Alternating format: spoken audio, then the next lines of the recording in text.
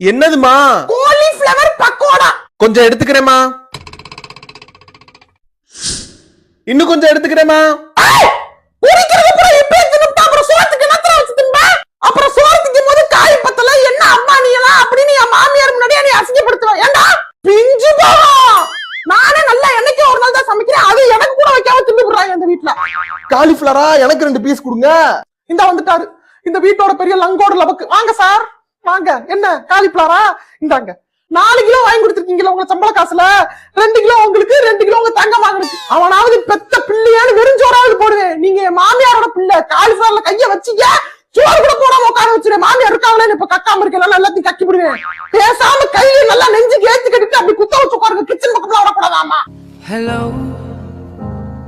உழைக்கிற மனுஷன் ஒருத்தனுக்கு இந்த வீட்டுல மரியாதை இருக்கா? ஆமா இவர் தான் உழைக்கிறாரு. நாங்கெல்லாம் இப்படி கால் மேல கால் போட்டுக்கிட்டு நல்ல